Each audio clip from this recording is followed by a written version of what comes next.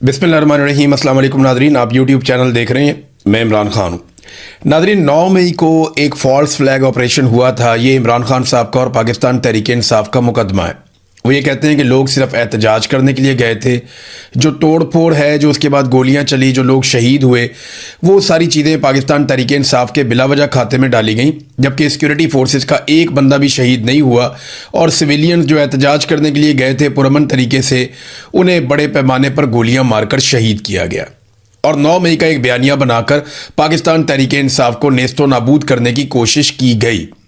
अब उसी तरह का बयानिया एक मरतबा फिर तैयार किया जा रहा है। और इंटरेस्टिंग बात यह है कि वही सहाफ़ी, वही टाउट्स, वही दानिश्वर दोबारा से इस्तेमाल हो रहे हैं जो पहले भी 9 मई के बयानिए के लिए इस्तेमाल किए गए थे।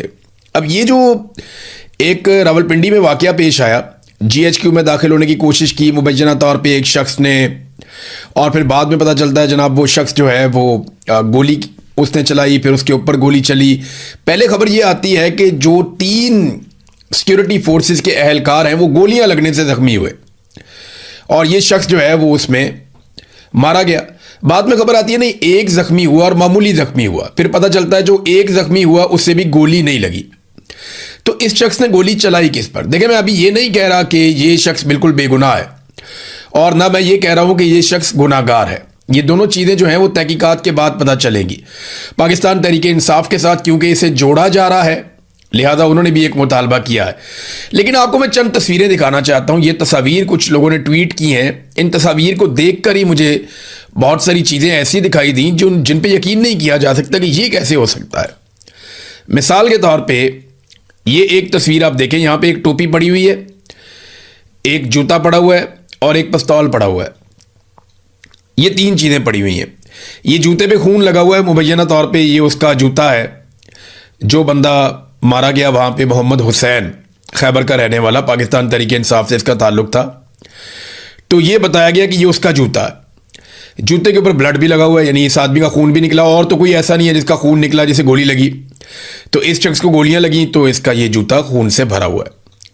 अब एक ऐसी तस्वीर जिसमें ये शख्स लेटा हुआ है ज़मीन पे, उसमें इसके दोनों पैरों में जूते हैं। अगर आप गौर करें दूसरी तस्वीर, मैं ये आपको दिखा नहीं सकता, ब्लर करके ही हम थोड़ा सा आपको दिखा पाएंगे। डेड बॉडी पड़ी हुई है इस आदमी की, लेकिन इस आदमी के दोनों पैरों में जूता है। अब एक आदमी जिसके दोनों पैरों में जूता है, थोड़ी देर के बाद एक तस्वीर आती है जिसमें एक जूता पड़ा हुआ है, एक पिस्टल पड़ा हुआ है और एक टोपी पड़ी हुई है। फिर आप दोबारा पहली वाली तस्वीर पे जाएं तो वहां पे आपको दिखाई देता है कि टोपी सड़क पे पड़ी हुई है। जाए वकुआ पे जब शवाहिद इकट्ठे किए जाते हैं तो किसी भी चीज़ को हाथ नहीं लगाया जाता। और दोबारा आप पहले वाली तस्वीर में जाएं तो टोपी जो है फुटपाथ पे पड़ी हुई है, नीचे सड़क पे नहीं है। फिर एक तस्वीर में जूता उस आदमी के पाँव में है और एक तस्वीर में जूता जो है वो सड़क पे पड़ा हुआ है। तो मुर्दा आदमी तो अपना जूता नहीं उतार सकता। तो ये तस्वीर जब बनाई गई हैं तो एविडेंस कलेक्शन की तस्वीर है। तो ये जो एविडेंस कलेक्ट किया गया और तस्वीर जारी की गई, क्या इस जाए वकुआ को तरतीब देकर बनाया गया? एक तो सवाल ये पैदा होता है कि जाए वकुआ जो है वो एक दूसरे से तस्वीर मुताबिकत नहीं रखती। फिर मैं आपको कुछ चीज़ें और दिखाता हूँ। ये देखिए आप, ये नाजरीन पिस्टल है। ये जिस हालत में पिस्टल पड़ा हुआ है ना, इस हालत के अंदर अगर पिस्तौल पड़ा हुआ हो ना तो इसका मतलब ये होता है कि इसकी आखिरी गोली भी फायर हो चुकी है। जो लोग पिस्टल को जानते हैं ना वो ये समझ ले कि ये 30 बोर का पिस्तौल है। इसको चाइना पिस्तौल कहते हैं पाकिस्तान में। इसमें 7-8 गोलियां डलती हैं, नॉर्मली 6 गोलियां इसमें डाली जाती हैं। तो इसका बारीक मैगजीन होता है, सिंगल गोली इसके ऊपर चढ़ती है। तो ये 6 से 8 गोलियां इसके अंदर मैक्सिमम होती हैं और इसको फायर किया जा सकता है 1-1 करके, एक करके आप फायर करते हैं। जब आप आखिरी गोली फायर कर देते हैं तो फिर ये पिस्टल जो है वो पीछे जाके कॉक हो जाता है, जैसा कि आपको ये सड़क पे पड़ा हुआ नजर आ रहा है कि जब आखिरी गोली फायर हो गई तो ये पीछे जाके कॉक हो गया, पीछे जाके लॉक हो गया पिस्टल, और अब इसके अंदर कोई गोली मौजूद नहीं थी, जिंदा गोली कोई भी मौजूद नहीं थी। यानी जब आखिरी गोली फायर हो गई, पिस्टल खाली हो गया, तो ये पिस्टल जाकर पीछे लॉक हो गया।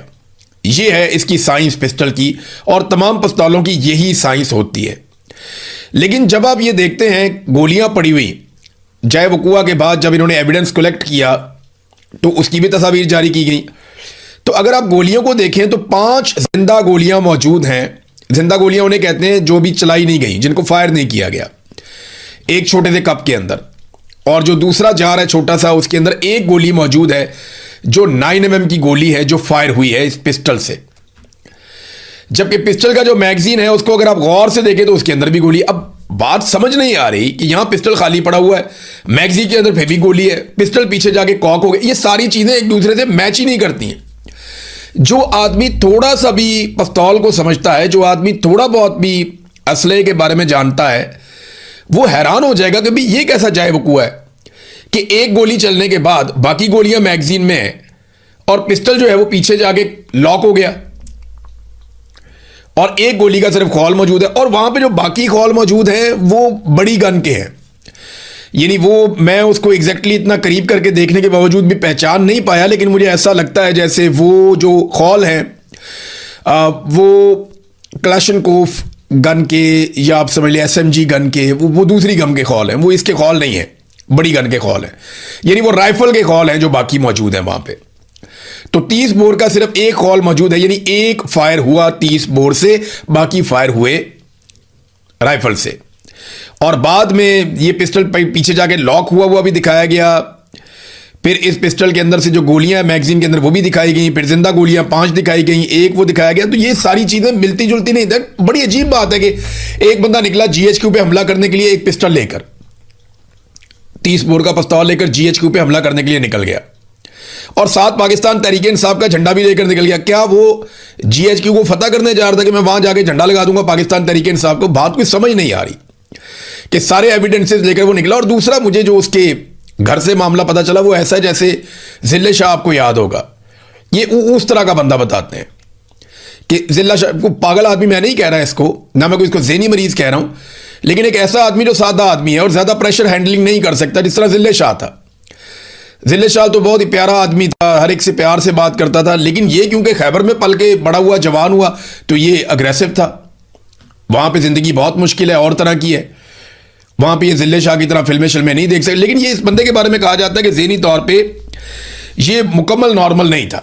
इससे पहले भी ऐसे वाकयात इस बंदे को लेकर हो चुके हैं। मैं अभी कोई चीज कह नहीं रहा, लेकिन देखें, जब तक इस सारे वकूए की CCTV फुटेज नहीं आ जाती तब तक हम कुछ नहीं कह सकते। सारी फुटेज आ गई ना, इसको दहशतगर्द बना दिया, इसकी पुरानी फुटेजेस निकाल दी, इसकी तस्वीरें निकाल दी, इसके सोशल मीडिया से चीजें उठा ली, सारा कुछ आ गया। इसके घर वालों तक भी रसाई हो गई, उनको भी बुला के बातचीत कर ली गई, हर चीज हो जाती है, पूरा बयानिया भी घड़ दिया जाता है, बना दिया जाता है, लेकिन CCTV फुटेज नहीं आई।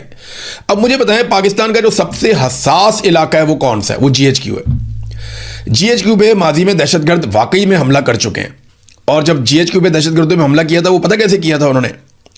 वो गोलियां चलाते हुए उल्टे चल रहे थे, वो यूनिफॉर्म में आए थे और उन्होंने धोखा ये दिया कि वो बाहर की तरफ बिला वजह गोलियां चलाते हुए उल्टे, यानी बैक साइड से वो यूं उल्टे चलते चलते, तो वो सिक्योरिटी फोर्सेस वाले समझे कि हमारे अपने फोर्सेस के लोग हैं जो बाहर से आने वाले दहशतगर्द का मुकाबला कर रहे हैं, तो उनके लिए जगह खुलती चली गई और वो बैक चलते चलते चलते चलते GHQ के अंदर दाखिल हो गए और वहां पे उन्होंने काफी नुकसान किया था। ये मुझे याद है अच्छी तरह, तब हम रिपोर्टिंग करते थे। तो वहां GHQ के आसपास तो चप्पे चप्पे पे कैमरा लगा हुआ है, एक एक जगह पे CCTV फुटेज है। ये फुटेज सामने लाई जानी चाहिए। जब इतना कुछ सामने लाया गया, इतना बड़ा एक बयानिया बनाया गया, तो फुटेज भी सामने आनी चाहिए। अब इस पे जो है वो शुरू के अंदर जो रावलपिंडी पुलिस के ग्रुप के अंदर जो व्हाट्सएप पे एक बयान चला था, पहला बयान वो क्या था? थाना आरे बाजार की हदूद में फायरिंग का वाकया, फायरिंग से शहरी कत्ल, लाश अस्पताल मुंतकिल कर दी गई। फायरिंग का वाकया रावलपिंडी के हसास तरीन इलाके में पेश आया। मकतूल की शनाख्त ताहाल नहीं हो सकी। मुलजिमान मौके से फरार होने में कामयाब हो गए, यानी जिन्होंने मारा वो भाग गए। पुलिस मौके पर पहुंच गई, वाकया की तहकीकात का आगाज कर दिया गया। ये पहली खबर जो दी गई उसके अंदर वो ये दी गई व्हाट्सएप ग्रुप के अंदर। लेकिन फिर आहिस्ता आहिस्ता पता चला ये पाकिस्तान तहरीक इंसाफ का कारकुन है, ये झंडा लेकर आया हुआ था, GHQ पे हमलावर था, इसके बाद एक पिस्तौल था, और ये सारी चीजें कोई जितने शवाहिद, यानी हर वो चीज चाहे वो कुआ से मिली है जो पाकिस्तान तहरीक इंसाफ को GHQ पे हमले का मुलजिम या मुजरिम बना सकती है। यानी सादी बात मैं करूं तो इसको आप ऐसे ले ले कि हर चीज वहां पहुंचाई गई या पहुंच गई खुद से, जिसके जरिए से पाकिस्तान तहरीक इंसाफ को इस मामले से जोड़ा जा सके। बज़ाहिर तो अब यही दिखाई देता है। पाकिस्तान तहरीक इंसाफ ने मौक़िफ़ दिया है मोहम्मद हुसैन के बारे में। पाकिस्तान तहरीक इंसाफ एक पुरअमन, आईनी और जमहूरी जद्दोजहद पर यकीन रखने वाली जमात है। पार्टी ने हमेशा अपने सियासी और जमहूरी मकासद के लिए पुरअमन जद्दोजहद का रास्ता इख्तियार किया है। रावलपिंडी में पेश आने वाला वाकया अफसोसनाक है, इंतहाई तशवीशनाक है। गैर जानिबदाराना, शफाफ और जुडिशल तहकीकात का हम मुतालबा करते हैं ताकि असल हकायक कौम के सामने लाए जा सके। किसी बेगुनाह फर्द या सियासी जमात को महज इल्ज़ामात और सियासी मफादात की बुनियाद पर जिम्मेदार ना ठहराया जाए। पीटीआई तशद्दुद की हमायत नहीं करती और ना ही ऐसे इक़दाम को अपनी सियासी जद्दोजहद का हिस्सा समझती है। अगर कोई फ़र्द कानून शिकनी में मुलव्वस है तो इसके खिलाफ कानून के मुताबिक कार्रवाई होनी चाहिए। ताहम तहकीकात मुकम्मल होने से पहले किसी सियासी जमात या इसके कारकुनान पर इल्ज़ाम आयद करना काबिल कबूल नहीं है। फिर उन्होंने कहा कि नून लीग, जिसकी सियासी तारीख में माजी के पुरतशद्दुद वाक़यात और गुल्लू भट्ट जैसे किरदारों का हवाला दिया जाता है, उसकी जानिब से वाक़े के फ़ौरन बाद सियासी इल्ज़ाम आयद करना, चंद मिनटों के अंदर प्रेस कॉन्फ्रेंस के जरिए एक मखसूस बयानिया कायम करने की कोशिश करना कई संजीदा सवालात को जन्म देता है। मुकम्मल तहकीकात की जाए, शवाहिद के असूल और हक़ाइक़ के तयन से पहले इतनी जल्दी में कोई सियासी नतीजा अखज़ ना किया जाए, इसकी ज़रूरत क्यों पेश आई, ये भी उन्होंने सवाल किया। और देखें, सीसीटीवी फुटेज के बारे में पाकिस्तान तहरीक इंसाफ के लोगों ने बात की और बार बार बात की कि आप सीसीटीवी फुटेज इसकी निकालें और जो शवाहिद हैं और तहकीकात हैं वो आवाम के सामने लेकर आए और इसकी एक जुडिशल गैर जानिबदाराना इंक्वायरी करवाई जाए। अब ये इल्ज़ाम ना पहली दफ़ा नहीं लगा, पाकिस्तान तहरीक इंसाफ पे ऐसे इल्ज़ाम पहले भी लगते रहे हैं, ऐसे इल्ज़ाम ANP पे भी लगे हैं, ऐसे इल्ज़ाम पीपल्स पार्टी पे भी लगे हैं और जमातों में भी लगते रहे। मैं आपको एक खबर दिखाता हूँ, ये देखें आप, ये देखें, नवाज हुकूमत ने फौज से मुकाबले के लिए असलहे के 7 ट्रक तकसीम कर दिए। अंदाजा करें आप, ये नून लीग के खिलाफ अखबार में खबर छपी हुई है। ये फौज की जिससे भी लड़ाई हो जाती है ना, मिलिट्री एस्टेब्लिशमेंट की, वो उसको दहशतगर्दी बना देते हैं। ये नून लीग के खिलाफ खबर छपी है। नवाज हुकूमत ने फौज से मुकाबले के लिए असलहे के 7 ट्रक तकसीम किए, 50 नौजवानों को कबायली इलाके में दहशतगर्दी की तरबियत दी गई और आबीबी के फंड से रकूम फराहम की गई। सरदार मेहताब और सैफुर रहमान अहम किरदार थे। वजीर दाखिला मुइनुद्दीन हैदर ने मंसूबे की तस्दीक कर दी। माजी में नून लीग के ऊपर इस किस्म के इल्ज़ाम भी लगे कि इन्होंने 7 ट्रक असले के जो है वो तकसीम किए। ये तो अभी पीटीआई के ऊपर भी इल्ज़ाम लग रहे हैं, लेकिन बात यह है कि नून लीग की तो डील हो जाती है ना, इमरान खान बस डील नहीं करता, प्रॉब्लम यहां पे आ गई है। तो एस्टेब्लिशमेंट को एक लंबी इनिंग खेलनी पड़ेगी, एक लंबा मैच खेलना पड़ेगा इमरान खान साहब से। इतनी जल्दी तो जान नहीं छूटती और इमरान खान जान छोड़ने वाला है भी नहीं, हम सब जानते हैं। अलीमा खानम ने इमरान खान साहब की हेल्थ के हवाले से और उसके बाद कल के दिन में कुछ पैगाम दिए, मैं आपके साथ शेयर करना चाहूँगा, वो बहुत इंपॉर्टेंट है। उन्होंने कहा जी पीटीआई को इससे भी ज़्यादा करना चाहिए जितना वो कर रही है। मैं स्ट्रीट मूवमेंट के लिए गई तो मैंने देखा कि लोग बहुत गुस्से में हैं। करोड़ों लोग इमरान खान के साथ खड़े हैं। इमरान खान साहब को जल्द रिहा करवाएंगे इंशाअल्लाह। फिर इमरान खान साहब की बहन अलीमा खानम ने कहा कि तहरीक इंसाफ के रहनुमाओं ने कहा था कि मुलाकात करवा दें, सियासी गुफ्तगू नहीं होगी। तो उन्होंने कहा जी हम तीनों बहनों ने इस बात पे इत्तफाक किया है कि हम बाहर आकर कोई सियासी बातचीत नहीं करेंगे, आप हमारी इमरान खान साहब से मुलाकात करवा दें। फिर डॉक्टर उज़मा खानम ने कहा कि एजेंसी की मर्जी के बगैर जेल से कोई खबर बाहर नहीं आ सकती। हम तब यकीन करेंगे या तो इमरान खान हमें खुद बताएं या फिर डॉक्टर ऑफिशियली रिपोर्ट करें जैसे आंख की रिपोर्ट दी गई थी, वरना हम यकीन नहीं करेंगे। फिर उन्होंने कहा कि हमारे भाई का एक एसओपी है, हमने अपने भाई के साथ एक चीज़ तय कर रखी थी। ये अलीमा खानम ने कहा कि सेहत के मामले पर ज़ाती डॉक्टर या फैमिली के अलावा कोई बात नहीं करेगा। यहां हर एक ने मुंह खोल लिया है, जिन्होंने ये एजेंसियों की बातें शुरू की हैं अब वो जवाब दें। यहां तक कह दिया कि उनको जेल में ख़त्म कर दिया गया है। ये गालिबन वजात सईद खान साहब की खबर के हवाले से कह रही हैं। हम आपसे मौतबाना कह रहे हैं कि इमरान खान के ऊपर एजेंसियों का एजेंडा लेकर ऐसी बात ना करें।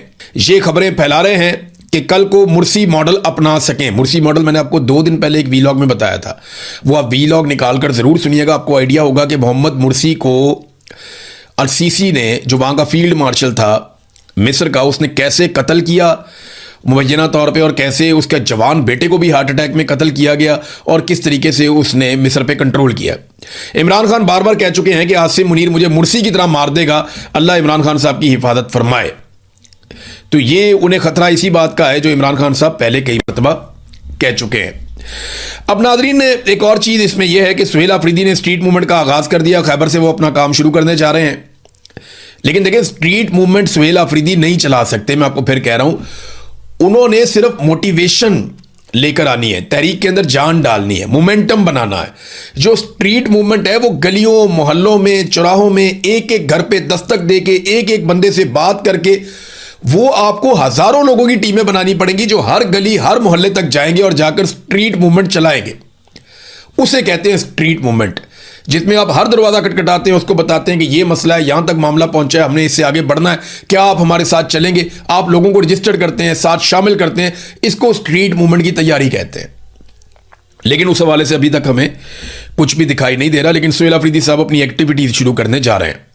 तहरीक इंसाफ ने यहां लाहौर में एक मरतबा फिर दरखास्त दे दी। उन्होंने कहा जी कि 14 अगस्त पे हम जलसा करना चाहते हैं। इससे पहले उन्होंने कहा जी 5 अगस्त को जलसा करना चाहते हैं, उन्हें इजाज़त नहीं मिली। अब वो 14 अगस्त को जलसा करना चाहते हैं। उन्होंने कहा जी हम जश्न आज़ादी के शाया निशान एक बड़ा इकट्ठ करेंगे, हम जलसा करना चाहते हैं, मीनार पाकिस्तान पे हमें इजाज़त दी जाए। चलिए अगर मीनार पाकिस्तान पे इजाज़त नहीं देते तो हमें किसी और मकाम पर लाहौर में इजाज़त दे दें जलसा करने की, हम जलसा कर लेंगे। तो अभी तक तो तहरीक इंसाफ को इजाज़त नहीं मिली जब से आसिम मुनीर साहब का दौर आया। अब देखते हैं इजाज़त मिलती है या नहीं मिलती। सुहेल अफरीदी की एक पॉजिटिव बात भी है नाजरीन, जहां नेगेटिव है ना वो पॉजिटिव भी है। 131 सहाफ़ियों से सुहेल अफरीदी ने मुलाकात की है हाल ही में, 131। कई इंटरव्यूज दिए, बहुत सारे लोगों से बात की, लेकिन क्या किसी और सूबे का वज़ीर आला मरियम नवाज, शहबाज शरीफ या मुराद अली शाह या बाकी जो लोग हैं वो इस तरह इंटरव्यूज दे सकते हैं? खासतौर पे उस मीडिया से बातचीत कर सकते हैं जो उनके सख्त खिलाफ हो? क्या नवाज शरीफ इंटरव्यू दे सकता है, उसका जवाब दे सकता है कि यास्मीन राशिद से इलेक्शन हार के कैसे वो सीट के ऊपर लास्टिक की शलवार पहन के बैठ गए? इनके पास जवाब ही नहीं है। देखिए यही फर्क होता है फॉर्म 47 का फॉर्म 45 का। फॉर्म 45 जो है वो एक कॉन्फिडेंस देता है जिससे आप फेस करते हैं कि जी मुझे वोट पड़े हैं, मैं आवाम का नुमाइंदा हूं, मैंने आवाम को जवाब देना। आपको कॉन्फिडेंस है कि लोगों ने मुझे मुंतखब किया, कोई बात नहीं, मैं लोगों के सामने जाऊंगा, मैं जवाब दूंगा, बात करूंगा। लेकिन जब आप जाली फॉर्म 47 के ऊपर आए तो आपके पास कॉन्फिडेंस नहीं होता, आपको अपने ऊपर एतमाद ही नहीं होता, आप अपने पैरों पे खड़े ही नहीं हो पाते, तो आप इंटरव्यूज क्या देंगे? बुशरा बीबी की आंख के हवाले से एक खबर है, शाकिर रेवान साहब ने इसको रिपोर्ट किया है। और ये खबरें जो अब आती हैं ना, ये उनकी फैमिली के जरिए से आती हैं। उन्होंने कहा जी कि बुशरा बीबी की आंख का रेटिना फट गया जिसके बायस उनकी सर्जरी की गई है। लेकिन खौफनाक बात यह है कि उनकी आंख सिलिकॉन जेल लगाकर बंद कर दी गई, जो अभी तक बंद है। जराए बताते हैं कि उनकी दूसरी आंख भी तेजी से मुतासिर हो रही है। और वो कहते हैं ये खबर कंफर्म करने में मुझे 1 हफ्ता लगा पूरा। ये बात की है शाकिर रेवान साहब ने। तो ये देखें ना, कभी ज़ियाउल हक ने लोगों की बीवियों के साथ ये नहीं किया, कभी मुशर्रफ ने नहीं किया, कभी अयूब खान और याया खान वगैरह भी, वो भी औरतों पे हाथ नहीं डालते थे। हाँ, बांग्लादेश में इस किस्म की शिकायतें बहुत की गई, लेकिन यहाँ मगरबी पाकिस्तान में तो ऐसा नहीं हुआ था। बदकिस्मती से ख़वातीन के साथ जो जुल्म इस दौरे हुकूमत में हुआ, इससे पहले हमने ऐसा नहीं देखा था। नाज़रीन, जरदारियों की सारी मुज़ाहमत और इनकलाब जो है वो अगलों ने एक झटके में निकाल दिया। एक झटका लगाया और आसिफ अली जरदारी ने तमाम समरियों के ऊपर साइन कर दिया और अच्छे बच्चे बनकर बैठ गए। छोटे जरदारी साहब टिक टॉक करते रहे कि जनाब टिक टॉक आपका जो है वो टाइम खत्म होने जा रहा है। उधर बड़े जरदारी साहब को एक कॉल आई, एक झटका लगा और उसके बाद बड़े जरदारी साहब ने फौरन से वो सारे दस्तखत कर दिए जिनको रोक कर वो बैठे हुए थे। ताहिर अशरफी ने एक बड़ी इंटरेस्टिंग बात की है। मौलवी ताहिर अशरफी ने कहा कि उलमा जुम्मे के खुतबे में अवाम को मुआहदे की, जो मक्का मुआहदा है उसकी अहमियत से आगाह करें। अब कैसे आगाह करें? उन्हें क्या पता कि इसके अंदर क्या लिखा है? यानी मौलवी ताहिर अशरफी ने, क्योंकि मक्का का नाम है इस मुआहदे के अंदर, तो उसको मजहबी रंग दे रहा है। मौलवी ताहिर अशरफी का यह कहना है कि उलमा जो हैं वो इस मुआहदे को जो है मक्का मुआहदे के ऊपर जो है वो अवाम को आगाह करें और उसकी अहमियत से आगाह करें। भाई, मैं किसी चीज़ की अहमियत से किसी दूसरे शख्स को तब आगाह करूंगा ना जब मैं खुद उस चीज़ के बारे में कुछ जानता हूँगा। जब मुझे खुद ही नहीं पता कि इसके अंदर क्या लिखा हुआ है या ये क्या चीज़ है, तो मैं उसके बारे में क्या राय दूंगा अपनी? तो मेरे ख्याल में इस मुआहदे को पहले पब्लिक के सामने लाना चाहिए, उलमा इकराम को बताना चाहिए इसके अंदर क्या लिखा है, ताकि फिर उलमा इकराम अपनी राय दे सकें या इसके ऊपर अवाम की राय बना सकें। नाज़रीन, आपने हुर्मुज़ को खोलना डोनाल्ड ट्रंप के लिए बहुत बड़ी मुसीबत बन गई है। कहाँ वो गए थे बेचारे वहाँ पे एटमी असासे ख़त्म करने के लिए, ईरान के अंदर रजीम चेंज करने के लिए, ईरान से जो है सारी की सारी यूरेनियम उठाकर हम ले जाएंगे, ये करने के लिए बेचारे गए थे।